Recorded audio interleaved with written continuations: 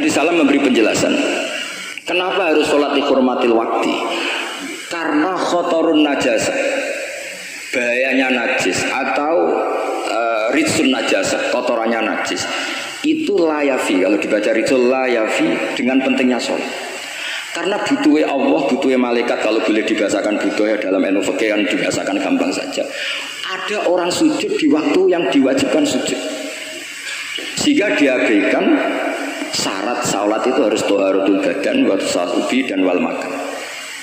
Kok kira pantas ono waktu sholat kemudian la tasjudu fil waktu saja. Jadi akhirnya gampangannya wes tetap keren, meskipun gue sholat nganggo najis orang sempurna tetap keren. Piye cara didelok malaikat po dhuwur wis kecelok sujud, kecelok musolli. Daripada gue misalnya asar gak sholat alasan celanaku najis, maghrib ora sholat. Terus dari malaikat berkhataman wahab kok kelakuane ngono kan gitu ya. Karena malaikat itu dulu ikut dhuwur. Bablas asar, bablas maghrib, bablas isya. Meskipun sampean punya alasan nanti menisan di rumah atau di pondok. Tapi ini kan melewati waktu yang harusnya ada sujud. Sehingga dalam syarat jamak takhir misalnya apa? Kamu harus niat akan jamak takhir di waktu sholatil ulah. Biar ada bedanya tarku karena sembrono dengan tarku yang karena ingin mentakhir. Paham ya? Itu jadi sama-sama fikih, kualitas yang dikarang Sultanul Ulama dengan sing RT itu ya beda. Dan sama harus baca kitab yang dikarang rajanya ulama supaya kamu tambah pintar. Oke, itu harus dikaji secara serius meskipun dengan pikiran yang ceria, yang riang. Saya itu di Jogja itu lama sekali dan tetap sebagai rujukan karena saya spesialis sering ngendikan fikih. Saya dulu musyawarah ya seperti urutan di Pelosok, Monitakrib, Mu'in, tapi di sana langsung mahalli karena Fathul Wahab gak diajarkan di Sawir di musyawarah. Tapi saya pernah ngaji Mbah Mun Fathul Wahab dan beliau sering berpesan nak kanggo masyarakat ojo wahab repot, nganggo mahalli saja. Mahalli itu kan Surohibin itu yang mensarai minhajud talibin. Ini bukti bahwa saya ini alim betul, bukan guyon yang dari tidak alim betul. Jadi ini bedanya saya dengan moderator. Nanti kalau nggak percaya diuji di sini di depan. Saya ngaku alim itu bukan karena sombong, tapi keharusan. Karena begini ya, kalau kamu punya istri mau melahirkan, itu mesti nyari tulisan bidan.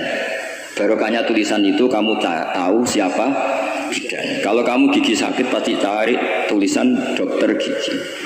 Sekarang kriminal kita adalah yang tahu Wahab tidak menulis ahli Fathul Wahab, ahli Fathul Qorib. Sehingga masyarakat itu susah nyari konsultan ahli fikih karena tidak menulis di rumahnya ahli Fathul Wahab, ahli Fathul Qorib. Lo itu penting supaya orang tahu.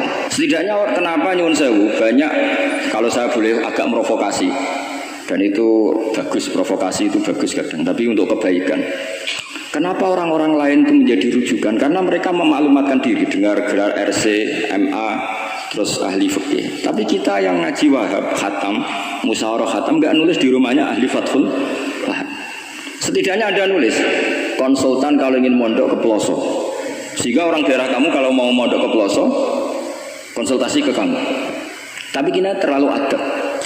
Padahal awalun nubuwah itu dimulai dari at-tahaddi. At-tahaddi memaklumatkan diri kalau beliau adalah seorang nabi. Jadi kalau kamu boyong harus memaklumatkan diri. Saya tidak bakul-bakul, saya ahli Fathul Wahab.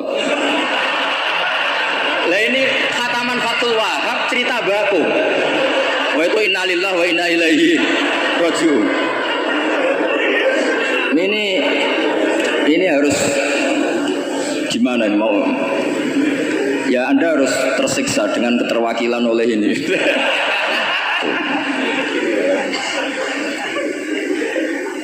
Saya ini baca kitab banyak sekali, termasuk kitab Ithaf. Ketika beliau mensarai Ihya, itu cerita kitab yang saya baca fil fikih itu dihitung mulai mazhab Syafi'i sampai Hanafi semuanya. Saya baca kitab tasawuf ini, jadi memaklumatkan diri. Awal dari nubuwah itu memaklumatkan diri. Sehingga orang gampang nyari. Kalau orang bisa nyari bidan, nyari dokter gigi karena tulisan. Kenapa orang kesulitan nyari ahli Fathul Qorib? Kalau kamu ahli konflik tulis saja konsultan spesial cerai karena pengalaman pernah cerai, tulis saja.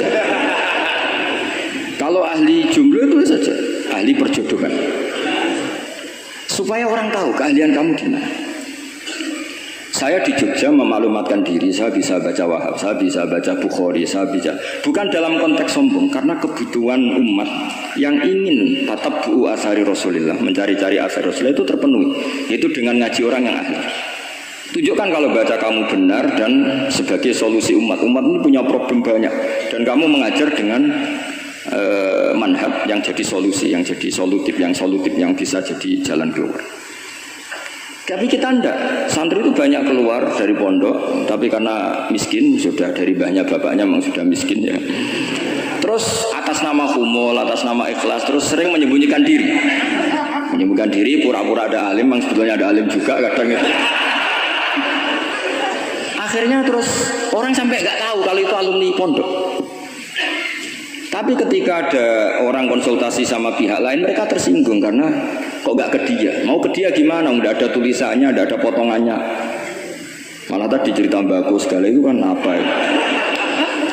Nah, saya ingin kembali lagi. Saya punya teks hadis yang riwayatnya seperti ini. Mesti hadis itu misalnya dhaif, banyak aditnya, banyak penguatnya. Idza zuharatil bid'ah wal fitan. Sebagian ada tambahan wasubba ashabi. Fal yudhiril alim ilmahu. Orang alim harus menampakkan kealimannya. Wa illa fa alaihi la'natullahi wal malaikati wan nasi ajmain. Justru kalau tidak memperlihatkan kealimannya dia kena laknat. Artinya yang sopan-sopan tidak memperlihatkan kefatul wahabannya, maka malah melihatkan pembakuannya. Itu jatahnya fa alaihi la'natullahi wal malaikati wan nasi ajmain. Ya setuju ya? Oke. Itu waktu kenalan. Coba betapa tersiksanya Syekh Zakaria Al-An. Tadi itu mulai ngomong tuh nggak pernah menyebut Syekh Zakaria Al-Ansori. Kayak apa tersiksa? Kitabku dikaji nyebut jenengku era gelem. Padahal Syekh Zakaria Al-Ansori syarat menjadi orang alim seperti dari sekian tarjamah, istilahnya dalam bahasa Arab terbaru itu tarjamah itu Syekhul Islam Syekh Zakaria Al-Ansori. Itu saya pilih yang dari kitab Manhajus Sawi karanya Habib Zain bin Smith. Itu dari sekian manaqib yang saya baca di Sulaiman Al-Jamal di mana-mana paling menarik itu. Syaratnya jadi orang alim itu dua, punya guru alim, punya murid alim. Karena Anda akan tersiksa. Sangat-sangat tersiksa. Ngaji sama gurunya takut disuruh baca, gurunya alim, mau ngorek yang meriang muridnya alim. Itu yang dialami Syekh Zakaria Al-Ansori. Sehingga beliau ngendikan duqiqtu baina hajaraini. Saya ini ditempa dua batu, cara Jawa digebek dua batu. Mau ngaji ya takut karena gurunya alim alamah yaitu pengarang Fathul Bari Ibnu Hajar Al-Asqalani. Mau mulang ya meriang ikut di murid alim alamah jadi Ibnu Hajar Al-Haythami. Jadi HP apa ngaji ya persiapan, apa mulang ya persiapan. Lu kayak apa susahnya jadi Syekh Zakaria Al-Ansori, mau ngaji setoran ya persiapan, mau ngajar persiapan. Makanya kata Mbah Mun, syarat utama ulama itu harus punya murid alim. Saya pernah didhawuhi Mbah Mun, aku nggak ada anak Gus Najib, saya juga izin jadi kiai. Karena syaratnya jadi kiai itu anak alim di murid alim. Izin nggak jadi kiai rasa sukses juga tak beliau. Makanya saya ketika kecelok alim itu senangnya bukan main beliau, karena terpenuhi status tadi. Nah ini kalau khataman Fathul Wahab terus bakas baku ini roh Ki Jazuli tersiksa ini gimana ini sini. Kalau ukurannya kan gampang, moderator kan dipilih yang paling baik, setidaknya ngomongnya lah. Kalau tidak ilmunya ya ngomongnya. Terus Anda terwakili oleh orang yang nggak jelas. Enggak, saya gojok ini tidak dosa, karena kalau betul saya ini dosa karena ngerasani orang, berarti jadi kafarah dosanya dia. Soal saya kan amalnya sudah banyak, aman. Aman, jadi nanti. Jadi kalau jatah hasanah saya harus diminta dia, tak kasih aja. Gampang. Masih surplus banyak. Ya masih surplus, masih banyak. Kan orang itu kalau baca Quran satu huruf itu dapat 10 kebaikan. Saya ini hafal Quran sudah agak terhitung itu sudah. Itu untuk kamu tak satu huruf cukup nanti kalau nanti nuntut di akhirat itu tak kasih satu huruf itu cukup. Ya nggak apa-apa, nanti silahkan nuntut nanti di apa akhirat. Tapi kamu lebih saya tuntut. Kamu itu siapa kok nyuruh saya di sini gitu ya. Tapi dosanya lebih besar lagi. Saya teruskan ya, saya cerita yang serius. Syarat jadi orang alim itu punya guru alim, punya murid alim. Karena sebagian dari ilmu itu bukan ditempa guru tapi ditempa murid. Imam Fathul Bari, Sahibu Fathul Bari, yaitu Syekh Ibnu Hajar Al-Asqalani, itu beliau sangat mencintai Nabi Musa justru karena dengan tanda kutip protesnya. Jadi ketika Nabi Musa diajari Nabi Khidir dari awal sudah menghentikan innaka inni ala ilmin, atau innaka dulu ya gak apa-apa, dibalik-balik gak apa-apa karena semua kitab kadang riwayat bil makna. Innaka ala ilmin allamaka wah ma'lam a'lamhu wa inni ala ilmin allamanillah malam tak lampu. Kira-kira terjemahan bebasnya, kamu punya ilmu yang diajari Allah saya tidak tahu, saya punya ilmu yang diajari Allah kamu tidak tahu, maka innaka lan tastatya ma yasabra, kamu tidak mungkin bisa menyabari saya, bisa memaklumi saya. Tapi kata Nabi Musa, tidak, saya harus belajar sama anda. Oke, silahkan belajar tapi jangan tanya. Pertanyaannya itu jangan tanya, fala tasani, kamu nggak boleh tanya. Kalau kamu ingin jadi murid yang baik, nanti jangan tanya, itu dosa. Dengarkan aja. Ya dengarkan saja. Nah, tapi Nabi Musa tetap tanya. Ketika ada kejanggalan secara syariah, Nabi Musa tetap tanya. Dan itu oleh kitab-kitab tasawuf dianggap dengan tanda kutip kesalahannya Nabi Musa. Meskipun mimbabi hasanatil abrar sayyatul muqarrab. Tapi di kitab fikih itu dipuji sundul langit protesnya Nabi Musa. Jadi di kitab tasawuf disalahkan karena kitab tasawuf pemuja tadi ketertaatan pada guru. Kitab fikih enggak. Ini bukti adal dalil bahwa Musa itu orang pilihannya Allah. Dia tidak sabar, beliau tidak sabar kalau melihat kemungkaran. Jadi gugatannya Nabi Musa dianggap apa? Sur'atu ghiratihi fillah atau sur'atu ghiratihi fillah. Ada yang baca ghairah, ada yang baca ghirah. Ini karena ngadepi santri Fathul Wahab. Saya terpaksa baca 2 kali. Siji ben ketok alime, nomor 2 aku ora iso tak warai nak maca. Karena dalam qiraah sab'ah ya mesti gitu, kalau enggak doikin ya dikin. Karena yang satu cara berpikir masdar itu aslul mustaqot, maka enggak perlu kena harokat munasabah. Jadi saro yasiru sairon, tidak perlu siron. Faza yafuzu fauzan, tidak perlu fuzan karena masdar aslul mustaqot. Jadi tidak perlu kompromi dengan harokatul munasabah. Tapi orang Arab tetap bilang dikul maisha. Apa? Tetap bilang dikul maisha. Tapi qiraah kita fala takufi doiqin, bukan pakai apa? Dikin. Ya, makanya kemungkinannya 2. Saya baca 2 kali ben ketok alime. Karena saya ini menghormati sampean, mosok ngundang wong ra alim kan sini-sini wong.